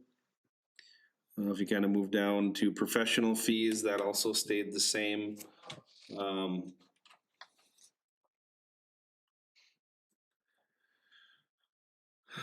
Let me get on track, sorry, 3, 2, 1. Professional fees, like we've talked in the past, there's some annual recurring is like EAP services. We have some annual maintenance fees on some drug testing, different things that we do. We've taken out some for research studies, comp plans. We've in the past, like the pool study, we've used line item like this to pay for that. So there are a couple reoccurring, but a lot of these professional fees, and you can see in the past, we've spent that or more on just kind of projects or things that have come up that we've used this money for. So communications actually reduced a little bit. That's just based on cell phone for HR and city administrator. Training travel, we have reduced that over the years. You'll see it's not as much coming out this year, and that's based again just on the vacancy in the city administrator position on I think some trainings that had prior gone to that. Legal public notices, we've cut that down in half to $3,000. Again, just doing an audit of the past budgets and where we're at. We just felt appropriate that to cut that down by basically 100% cut it in half. I should say, or 50% cut it in half would cover that. 354 public information, that's at 17,500. So again, the marketing coordinator position, which used to be under EDA, if you remember that budget was about 85,000. We reduced that to 17,500. So the majority of that is used for marketing coordinating or marketing with the marketing position that we use that line item for. Let's see. Subscription and dues stayed the same, workers' comp the same. And then again, just the CIP that we put in here is for office equipment to start replacing some of the office or desks and chairs at City Hall. In a nutshell, that is the budget. So the majority of it, salaries went up a little bit, but again, remember it was reallocation that we brought over. Otherwise, everything else has stayed pretty static in that budget. And this is very similar to, thank you, Darren, to the police budget. And I'm sure it'll be, well, maybe not so much for the fire department, but when we talk about budgets, there's a lot of this you can't touch. I mean, it's salaries is, and plus the FICA, the para, the health, that's easily over 85% of your overall budget. So you're looking at, when you wanna have some wiggle room, you're looking at that 15%. So it's actually already lean, which makes it challenging. But also makes it easy sometimes in terms of your discussion as well. Where do you cut?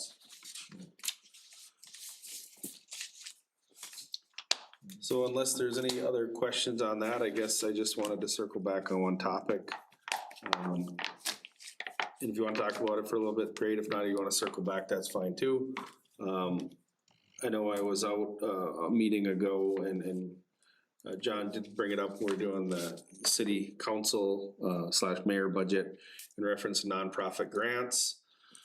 If you recall, when we discussed that, we did not put a dollar amount in there for a placeholder. I just wanted to revisit that and kind of feel how council wants to move forward. If you want to leave it at 0 until we find kind of the total overall what the budget's going to look like, or if there's a placeholder you want us to put in there moving forward. So That's for like the Tri-Valley and Golden Link. Yeah.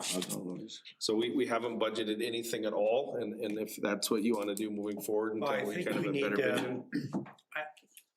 I feel like we need to, I mean, we tried to do it a couple years ago, but it didn't kind of stick. I think we tried to say, what was it gonna be, like a 100 and, can't remember what that number was. But I mean, Last year we spent 113,000. 113? Which was less, I think, than the 120 we originally Yeah, kind of set. so I mean, I think to be realistic, I mean, I think we should try to at least be the same. I mean, Yeah, Two. I mean, I know everybody's got their special interests that they wanna do, but I mean, I think we try to work it down, like maybe just couple of them, or if we do a dollar amount, like no more than, I think the only ones we help out is Tri-Valley Bus and Golden Link. We also helped did we not do the animal shelter? So I know we did. we didn't in 26. We did. Care and share. We did the care and share. We did ox cart. So in 2025, we funded $112,000 worth of nonprofit grants. In 2026, we did 113, and we did 75 to the Golden Link. We did 17,000 to Tri-Valley, 6,000 ox cart, and 15,000 care and share last year. I think we set a dollar amount, and if everybody has special interest, they come out of that piece of the pie. Yep. And other people get less. I mean, Yeah. say for now, we pick $100,000 or even 113, what we did last year, and no more. We agree to do no more I'm kind of at like 60. I was thinking 75 total. total. Yeah. I mean, I'm with you. I mean, I know we got to the end last year and everybody started throwing in, oh, I really want to do this one. And I'm like, well, I want to do this one. And I'm like, listen, I get everybody's got their special interest, but we gotta, I mean, the two biggest ones that I think are the ones that I think do the most back for our community is the Golden Link and the Tri-Valley Bus. Right, So if I had to just pick two and just be done, those would be it. yep, I agree. I think I would on that and then ox cart because that is a big community event that a majority of our community members participate in. And Yeah, but then every again, city has a- they're out there raising funds and, and stuff, and they're gonna have the ox cart days whether we, Correct, but So could all the others. right? Let's do everything. I'm not, right, we're getting down there. I mean, so we're going down the rabbit hole of, like. We don't well, need to make choices now, but you I know, do ki- think setting. I mean, we can make an argument for every single one.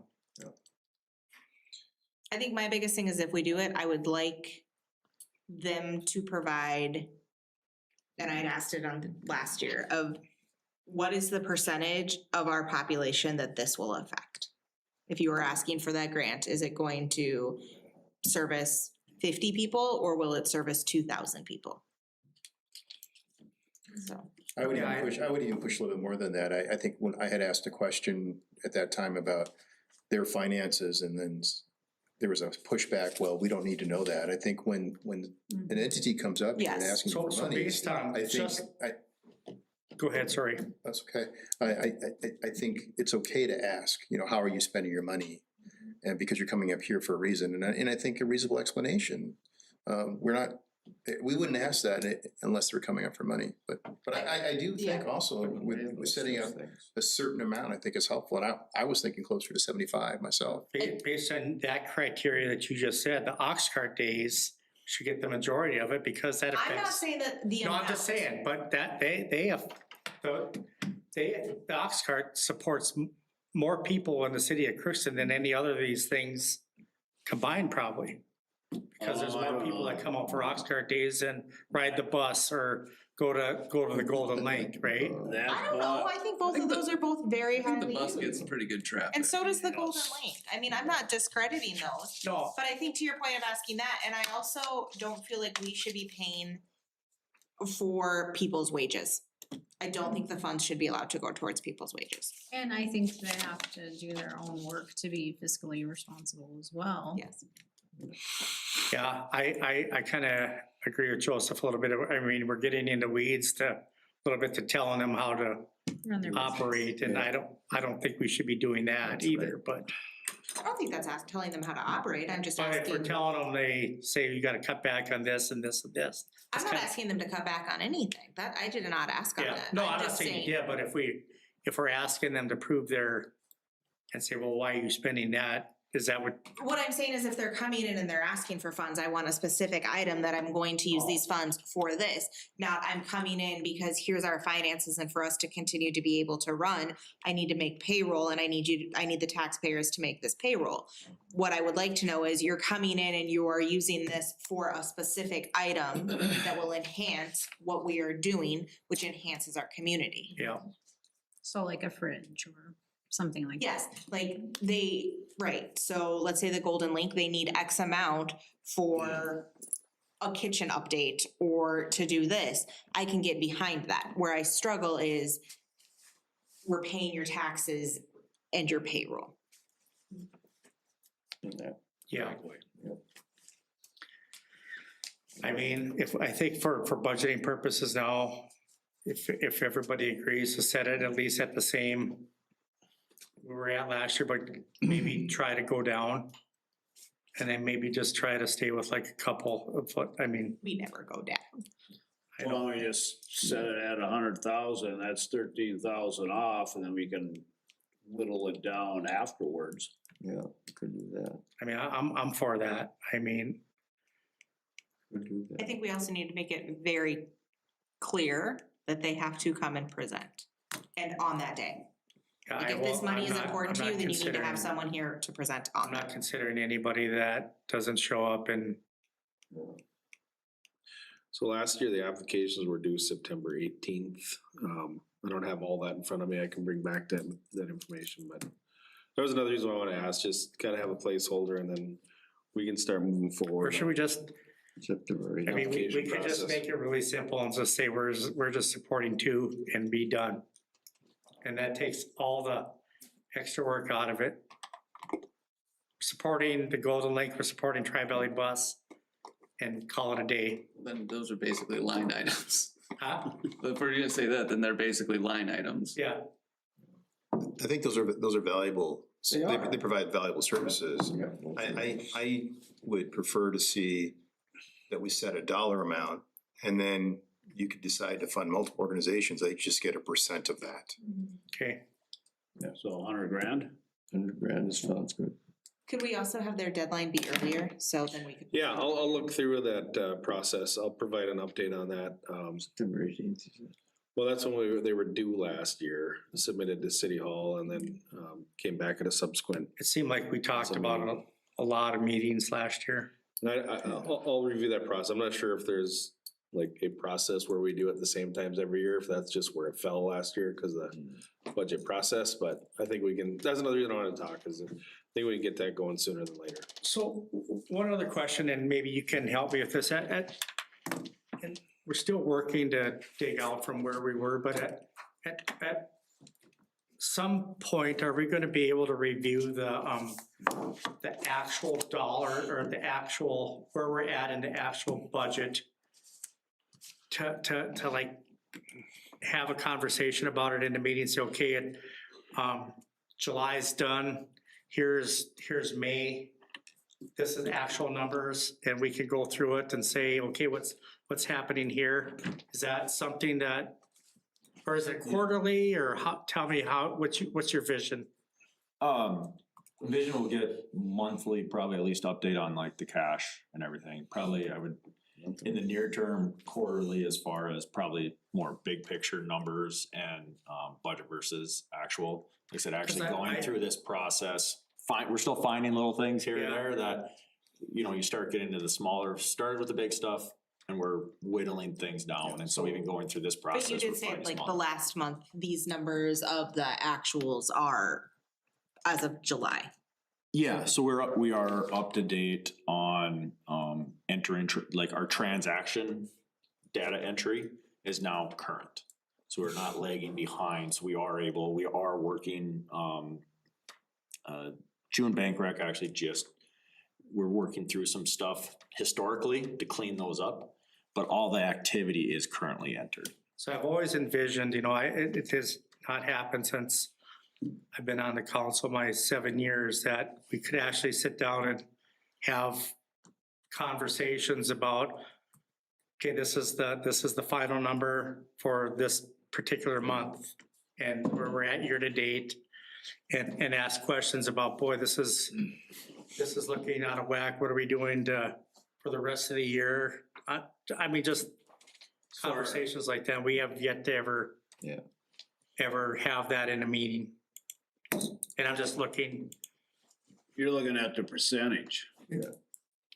Well, not necessarily, because I know there's things that skew numbers, like obviously you got a huge snow removal budget and we're in July, and so that obviously we're not tapping into that, or maybe it's March and we've already used 90% of our snow removal budget for the year, and that's, you know, just, I mean, So what you asking for is just like maybe a quarterly financial meeting?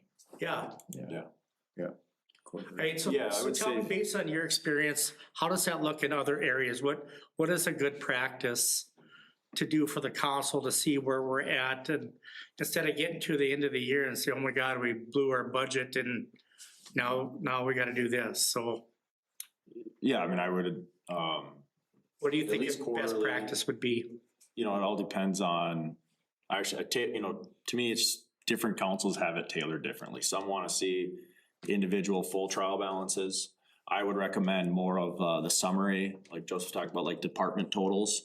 And then, because the department heads are monitoring their budgets more diligently every, you know, monthly than probably what the council needs to, but be informed, I guess, getting those summaries by department. I mean, I'm good with what you recommend. If you recommend that we get like a summary, and then we can see kind of how we're going throughout the year, and maybe if we see some huge outliers, could ask a question about that, I guess. Is that, Yeah, so yeah, you're seeing the summaries, and so you're all informed, and if there is something that you have additional questions on, like that's where then the department heads are monitoring that continuously. And can answer those questions at that point. you know, if we happen to see a particular item that's over budget already and it's September, Yep. ask the questions of what are we gonna do the rest of the year? You know, what's the plan? So Would be good, yeah. if we could somehow work that in, I think that would be Department summary. good. Yep, and we'll look through, see what reports they have specifically in the system to kind of generate, like I said, quarterly financials. And then on top of all that elusive number that I've been always looking for, to see that on a quarterly basis too, of how that's going up and down. That on what am I? The unreserved fund balance. Yeah, Yeah, so it would include not just a budget versus actual, but it would include a summary balance sheet as well. yeah, See those assets and stuff. okay. Thank you. Very good. Anything else, Darren? No, I appreciate it. Thank you. We'll continue to work on these, try to narrow them down and again, just because we talked one day doesn't mean that's gold, right? We can go back, we can revisit them. We're happy to talk about them again. Make sure council's completely comfortable before any budget's approved. So I don't want you to think they're trying to sneak anything by, or just because we presented something, that's the final product. And I wasn't thinking that at all. I know you guys are working hard on these budgets, and that's not the point I was trying to get at. I'm just trying to see if there's, you know, like I said, I remember the old council days, they would come in and say, this is your number. Yep. Hit it, and I never liked that. Yeah. So. Exactly. Well, very much appreciated. Thank you. Okay, thank you, everybody. We are adjourned.